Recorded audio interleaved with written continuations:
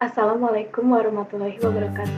Hi everyone, my name is Sumarisa. You can call me Marisa. I am from 4th B class. My name is Hasna Latifah Prastiti, or you can call me Hani. I am from class 4B. My name is Rosida Mayanti. You can call me Ochi. I'm from 4B class. Pagunawan. I'm from class 4B. My name is Muhammad Fajrian from 4B class. My name is Ferry Nur Jamil Syafari. You can call me Ferry. I'm from 4C. Language and cross-cultural communication between Japanese and Indonesian language. Difference between Indonesian language and Japanese language. And grammar form. In Indonesian language, they use fixed form that's S plus P plus O plus K. For additional information, S is for subject, P is for predicate, O is for object, and K is for adverb. Example sentence of using the grammar is: Saya menjemput mama sore nanti. Saya as the subject, menjemput as the predicate, mama as the object, and sore nanti is time as the adverb. Japanese language is flexible form like element 1 plus element 2 plus nani-nani plus P. Additional information is S for subject, P for predicate, O for object, and K for adverbs. So I'm in here going to show you an example of grammar structure in Japanese language. So in Japanese language, let's say this sentence. Watashi no namae wa Hani desu. That's a full Japanese sentence. That's a simple one. So let me break down it for you guys. Watashi is me, which is a subject. No is a particle. Namae is an object also, which is name, which is mean name. And wa is also a particle. That means it show is a particle like is, it, like that. And Hani is a subject, me. And this is also a particle in for polite sentence. So if we translate it to English, it means my name is Hani, like that. Indonesian language have a formal form and informal form. For example, the Indonesian has two linguistic styles. For example, the formal form is kamu makan apa di kantin, and the non-formal form is makan apa di kantin. The sentence above has the same meaning. What do you eat at the canteen?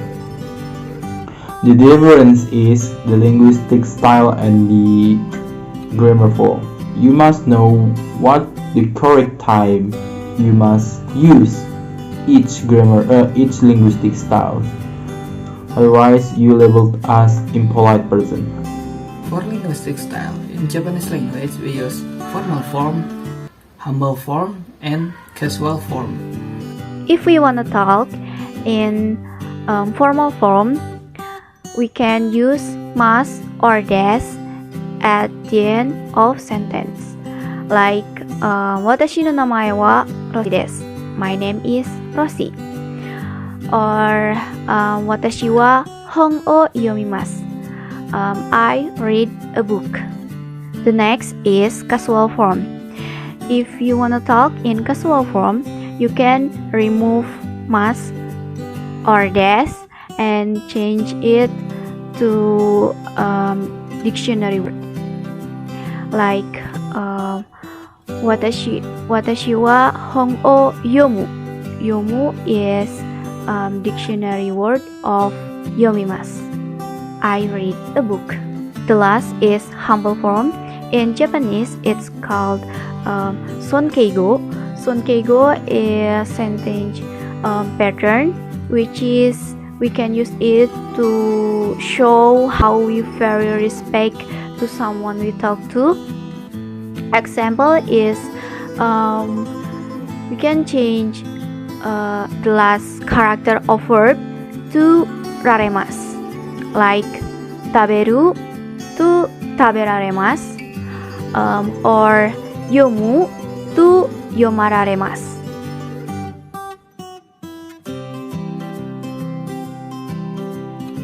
First, say hello.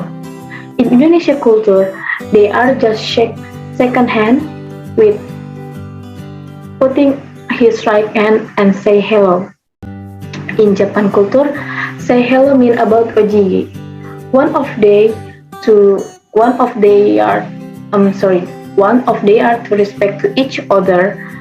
After greetings, ohayo gozaimasu, konnichiwa, konbanwa, and arigatou gozaimasu. Number 2, sitting.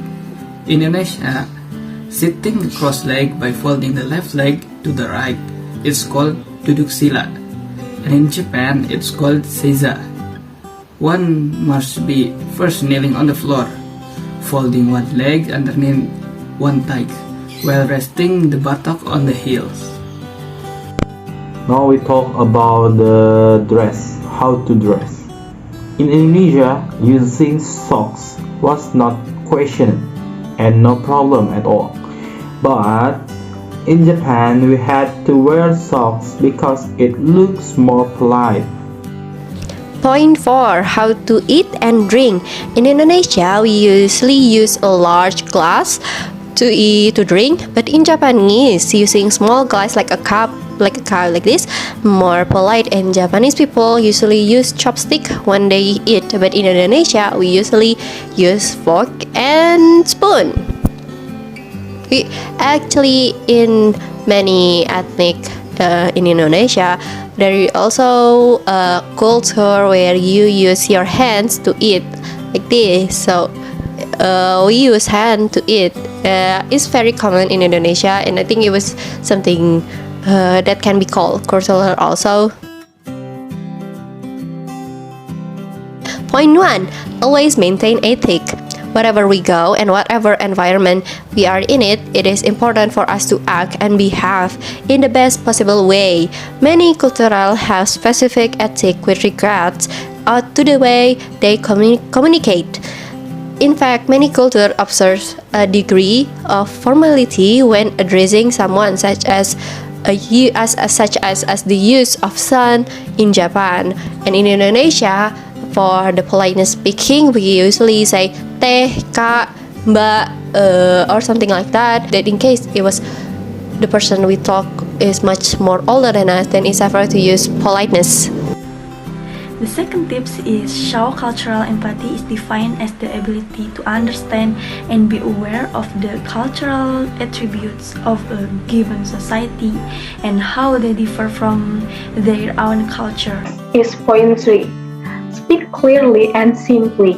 It is important to know that although many people have sufficient English skills, they may still have a hard time understanding someone speaking in fast speech in order for them to understand you. It's best to speak in a clear voice, in a moderate speech, using simple words. The next one is be conscious of non-verbal gestures. Non-verbal communication is just as important as verbal communication. One must observe their non-verbal gestures at all times, since some gestures may have a different meaning to people with a different cultural background. The point 5. Practice active listening. Communication is a process that involves listening to prevent miscommunication. It's best to take turns when talking to each other and to avoid confusion, interruption, and other distraction. I think that's all I have to say about regarding this topic. I hope you enjoyed this video. Thanks for watching. Thanks for listening. And bye bye! And goodbye.